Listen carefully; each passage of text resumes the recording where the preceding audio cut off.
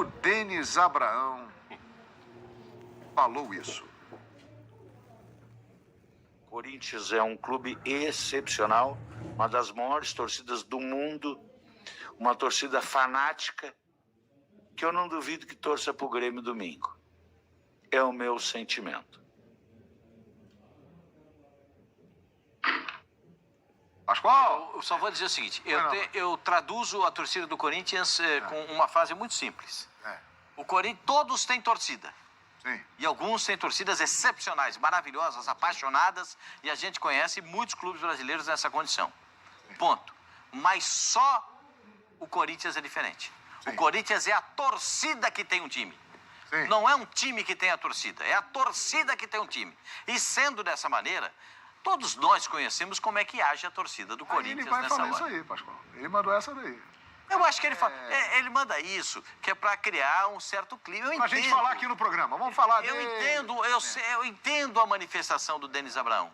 E ele termina a entrevista coletiva, ele fala assim, continuem secando, porque o Grêmio não vai cair. Vocês ouviram isso? Sim. Continuem secando, porque o Grêmio não vai cair. Mas com todo respeito ao Grêmio, ao Denis Abraão, que fez essa manifestação, a torcida do Corinthians não pensa em outra coisa. Primeiro, o Corinthians tem a necessidade, como diz aquele nosso amigo apresentador, tem a necessidade de ganhar para se classificar entre eles que vão disputar a fase de grupos da Libertadores da América. Exatamente. Por isso não pode abrir mão desse resultado. O Corinthians é o quarto colocado, 56 pontos, vencendo vai a 59 e dá um passo gigantesco para entrar na fase de grupos da Libertadores. Mas vejam só, quem está mais desconectado? O Denis ou o Mancini? Veja. A torcida, lógico que tem um peso, os mais apaixonados é óbvio que vão querer sempre ao longo do futebol retaliações por aquilo que já aconteceu no passado, mas enfim, nós temos que pensar de uma forma diferente, até porque nós somos profissionais. E a gente enxerga um jogo de futebol, 90 minutos, onde aquele que for melhor tem grandes oportunidades e grandes chances de sair vencedor. Nós vamos até São Paulo enfrentar o Corinthians e enfrentar a torcida do Corinthians. Só que a torcida do Corinthians não vai jogar. Não, Mauro Naves? Às vezes a torcida do Corinthians, se ela estiver quieta, ela está assoprando a bola. Ela joga, hein? E aí? Então, é diferente o negócio. Quando ele estava no Corinthians, evidentemente que ele declarava que precisamos da torcida para jogar com a gente. Em casa é diferente. E o Silvinho sabe disso, né? A gente tem visto aí os resultados depois que a torcida voltou, os resultados na arena corintiana e resultado fora de casa, né? Faz uma diferença muito grande ter a torcida. A frase do Denis me deixou cabreiro, assim, eu acho que ele tinha mais alguma coisa para falar, porque ele precisava justificar por que ele falou isso. Tipo, sim, se ele fala assim, olha, a torcida do Corinthians vai torcer pra gente, porque se a gente não perder, vai cair o São Paulo. Vai cair o Palmeiras. Aí ele teria uma explicação lógica, sabe? Não, como o Corinthians já está... o complemento do raciocínio. Aí não é possível. Mas ele parou por ali, hein? Ele parou ali, porque Não foi assim, não edição, tem não, ele parou ali porquê. mesmo. Se tivesse o Grêmio disputando uma vaga com o São Paulo e um empatezinho derrubasse o São Paulo ou dificultasse o São Paulo e o Grêmio ficasse bem... Aí, sabe, tô falando São Paulo porque é o que tá lá embaixo, seja ele, fosse ele o Santos ou o Palmeiras, os rivais aqui do Corinthians. Mas assim, do nada, a torcida do Corinthians vai torcer pro Grêmio pra quê? Não tem explicação. Eu até acho, eu entendo, eu tenho visto torcedores todos, inclusive um que você conhece bem aí, da Nação, como é que ele é? Da Nação? Como é que chama? O Soneca? Não. Ele já foi da Nação, agora ele o Fabrício? Ele era da Nação até 27 de novembro, então, agora ele voltou pra Fiel. Então, da Fiel. Ele eu incluo entre esses, assim, desse tipo de vingança. E o torcedor das redes sociais está falando de vingança mesmo. Tem gente até que nem viveu tanto 2007, tem menino lá de 20 anos e tal, que já está falando nisso. Hoje eu vi uma manifestação do primeiro-ministro da Fiel nas redes sociais. Não, ele quer isso, Ele né? falou, 2007 está marcado no meu peito, é a hora da vingança. Falou aí, ESPN, agora vamos entender, tudo bem, é porque é o último jogo, né, gente? É porque é o último jogo. O Corinthians caiu muito antes do que aquele jogo com o Grêmio, né? Não era esperar... jogo no Vasco. Aquele jogo no Vasco não era esperar chegar lá no Sul e ganhar do Grêmio pra se salvar. Eu confesso que eu não me lembro. Eu sou muito novo também, né, Sim, pessoal? claro. Eu não me lembro. Mas foi um jogo realmente determinante para a queda? Não, era o último da rodada. Não, era o último jogo pra- era o pra último. Eu tô determinar. dizendo antes E porque ainda deixou tinha pro o- último. É isso que times não podem deixar. Você deixa pro último e aí a coisa 1 a 1 fica o feia. jogo, né? Foi 1 a 1 e O só que Internacional antes... jogava com o Goiás Jonas no e mesmo Clodoaldo. tempo, jogo em Goiânia. É. E o pessoal do banco do Corinthians ficava ouvindo. Eu estava nesse jogo, eu também trabalhei nesse tava lá, jogo. tava lá. O Mauro também estava lá. Então o pessoal do Corinthians ficava com um radinho ouvindo Goiás o que estava e Inter. acontecendo no jogo do Goiás e Inter. E o árbitro mandou voltar o pênalti 3 vezes, o Klemer pegou 2 vezes o pênalti. Isso tudo o Fabrício tá me cantando aqui. Mas só que antes, mas manda ele te cantar aí. O que ele tem? Jogo do Pacaembu, Vasco e Corinthians. O Vasco não queria nada. Ali Gol do sim. Allan Kardec. Ali sim, Ele o falou que Vasco tava na não tava arquibancada afim aquele de dia. nada, assim e tal. Ali era pro Corinthians ganhar e, pô, ficar livre, sabe? Aí não ganhou. Aí você vai pegar o... Bom, quando você chega na última rodada, precisando ganhar, é porque você fez um campeonato horroroso. Então existem vários jogos em que o Corinthians pisou na bola. E tinha Carlos Alberto, e tinha Vampeta... Mas também tinha uns carinha ali meio difíceis, né? A zaga era, Eu não a gosto de falar zaga mal era de jogador, difícil. não, mas tinha A os zaga jogadores era ali que complicado. complicaram esse Centroavante era meio Olha aqui, complicado, olha negócio. aqui. Jorge Elias, domingo é o jogo do ano para o Corinthians. Vaga na Libertadores e Grêmio rebaixado. Ele manda mensagem aqui no ESPN FC BR. Que porque clima, hein, pra esse jogo. ficou marcado por ser esse o último e tal. Então, o Grêmio que... Não, o Corinthians já vinha tropeçando pra cair, né? Ladeira abaixo. E aí foi Mas o ali último. foi um empurrãozinho final, né? Mas não Foi o dava, último, cara. né? Mas aí o Grêmio... O que eles queriam também? Que o Grêmio fosse entregar o jogo, é isso? Ô, Jean, deixar que pra componente? Tem um componente histórico, lá se vão 14 anos, ficou na cabeça do torcedor. Ficou. Muitos ingredientes nessa partida domingo, 4 da tarde, Itaquera, Jean. E a gente percebe isso, né? Aqui em São Paulo, eu já ouvi de muito corintiano falando que quer rebaixar o Grêmio, que tem sim um gostinho especial nessa partida por conta do Grêmio. Claro que para o Corinthians é importante querer se manter lá em cima, se manter na fase de grupos da Libertadores. Na Libertadores o Corinthians já está, né? Mas tem a questão da fase de grupos. Então esse ponto é importante, mas acho que até porque o time já está na Libertadores, tem muito corintiano querendo a revanche do seu rebaixamento, muito corintiano que lembra do tal caixão. Por isso a frase do Abraão, eu tô com o Mauro, eu acho que tinha alguma outra coisa ali que a gente acabou não sabendo se era essa lógica. Faz sentido, né, já? Não faz sentido nenhum. Assim, essa é uma desconexão completa da realidade. Porque eu acho até que a frase do Wagner Mancini tem uma lógica lá. A gente pode achar que a torcida do Corinthians é muito importante, que a torcida faz diferença, etc, etc. Mas ela não entra em campo, ela não vai jogar. Então a frase do Mancini tem uma lógica, você entende o que ele quis dizer, você entende por que ele falou o que falou. A do Abraão não dá para entender absolutamente nada. O que ele quis dizer com a torcida do Corinthians torcer contra o Corinthians? Ô, Jean, e só um esclarecimento importante, porque a gente sabe o poder que a edição tem de mudar o contexto, de frases, né, de pensamentos.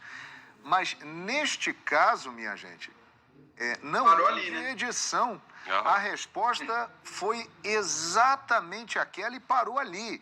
E aí é que a gente fica pensando, o que é isso? A primeira coisa que eu pensei foi na linha do que o Mauro falou, né? Que a justificativa pudesse ser essa, a explicação pudesse ser essa, porque o único caso, né, os únicos casos no futebol brasileiro que a gente vê, eventualmente, em final de campeonatos por pontos corridos, alguns torcedores torcendo contra o próprio time, isso não é novidade, isso já aconteceu, né, aquele famoso entrega, né, que a gente já viu aqui, é comum, inclusive, é comum a gente ver isso. Esses únicos casos se dão justamente em situações assim, ou que você vai jogar para rebaixar o seu rival, né? Ou que você vai jogar para impedir o seu rival de ser campeão. Nesses casos, a gente tem esse tipo de manifestação do torcedor torcendo contra o próprio time, mas só nesses casos. Como eu acho praticamente impossível o São Paulo ser rebaixado, é difícil imaginar que o torcedor corintiano tenha realmente essa ideia, ou pense assim, e o que a gente vê nas ruas, o que a gente vê no dia a dia é exatamente o contrário. O que a gente vê aqui é o torcedor corintiano muito interessado nesse jogo, pela possibilidade de ser o time que vai rebaixar matematicamente o Grêmio. Nada como um dia após o outro. Pode demorar, mas o mundo dá voltas. E a hora chega. Tá aí. pelo visto, os corintianos estavam aguardando durante muito tempo uma situação como essa. 14 anos depois, o Corinthians pode empurrar o Grêmio para a Série B. O Cleverson, aqui na nossa hashtag ESPNFCBR, ele levanta uma situação interessante. Mesmo com todo o apoio na Arena Corinthians, o Grêmio tem time para vencer o Corinthians dentro de Itaquera? Se o Grêmio jogar o que jogou ontem, tem jogo. Tem jogo. Tem jogo. Tem, claro. Tem jogo. Se o Grêmio jogar o que jogou ontem, tem jogo. Só que o Mauro lembrou uma coisa importantíssima. Depois que a torcida voltou ao estádio, primeiro numa parte, depois aumentou um pouquinho, depois metade do estádio e tal. Depois que a torcida voltou, o Corinthians ganhou todas. Não perdeu lá. Olha lá, esse aí, Pascoal, ó, 7 jogos, 7 vitórias, 100%, 12 gols marcados, 3 gols sofridos. Está invicto depois da Alguns volta da aos final. 48 do segundo tempo, aos 46. Meio não que sei o quê, apertadinho, mas meio no Mas finalzinho. ganhou, tá lá. Ganhou tudo, ganhou O que tudo. vale é não. bola na rede, diria o grande Enio Rodrigues, exatamente, inesquecível. faz. É grande narrador de rádio. Agora, o Corinthians entra... Claro que os jogadores que estarão entrando em campo, eles não jogaram e não fizeram parte daquele elenco de 2014. Talvez o único que o Corinthians... O Everton Ribeiro está no Flamengo. Sim. E é um remanescente daquele time. Jogou até de lateral esquerdo. Aquela partida contra o Grêmio, que foi ainda no antigo Estádio Olímpico. Né? Qual a escalação, hein? Fala, no Estádio Olímpico, 2007, Estádio Olímpico. Qual a escalação, hein? Manda a escalação do Corinthians aí pra mim, Fabrício. Felipe, goleiro, já parou. Felipe Carlos Alberto, meio campo, estava no jogo, parou. Como é que é? Ó? Felipe, Carlos Alberto, Zelão, Betão e Fábio Ferreira. E Everton Ribeiro, sim. Vampeta? Vampeta. Everton na lateral esquerda. Vampeta... Não, você não sabe a escalação toda, Fabrício? Manda a escalação aí pra mim. O Fabrício deletou a escalação, né? O Fabrício deletou. Lulinha aqui. Jogou no ataque. Lulinha jogou. O Finazzi foi o artilheiro do brasileiro, mas ele não tá nesse jogo. Ele estava no banco, ele entrou no final. Tinha algum problema. Jogou Clodô Eto'o. Moradei jogou na zaga, ele tá lembrando. Moradei o volante. Moradei o volante. Moradei e Bruno Otávio, ele tá lembrando aqui. Bruno Otávio também. Meus amigos, é o jogo da rodada. Não era o jogo. Você falou do Grêmio. O Grêmio tem time, sim, para fazer jogo frente a frente aqui com o Corinthians. Lógico que tem. A gente tem dito... Mesmo sem o Douglas Costa. Nós temos que ser coerentes. A gente tem dito que, nossa, com esse elenco, com algumas partidas excepcionais contra o Atlético, que o Jean citou agora há pouco, ontem contra o São Paulo e uma ou outra. E mesmo quando perde, você fala assim, puxa, mas, cara, esse time não é para cair. A gente não tem dito isso. Então, a gente tem que dizer que o Grêmio tem time, sim, para encarar. Ganhou do Flamengo no Maracanã? Ganhou, gol do Borja. Então. Agora, tem uma informação importantíssima trazida pelo companheiro Flávio Ortega. O quarteto fantástico pode voltar, hein? O Juliano William e Juliano treinaram, estão liberados e eles podem se juntar a Renato Augusto e Roger Guedes nesse jogo já.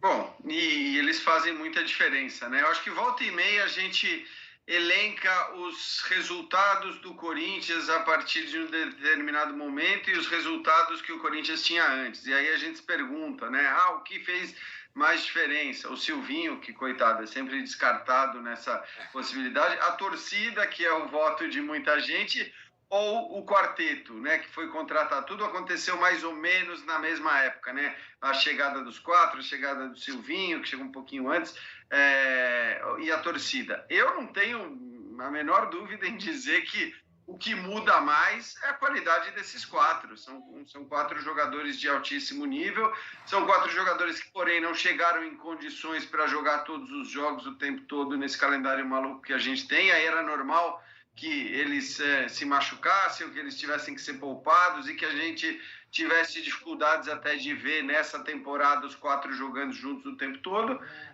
mas pode ser que aconteça, para infelicidade, para azar do Grêmio, pode ser que aconteça justamente nessa partida.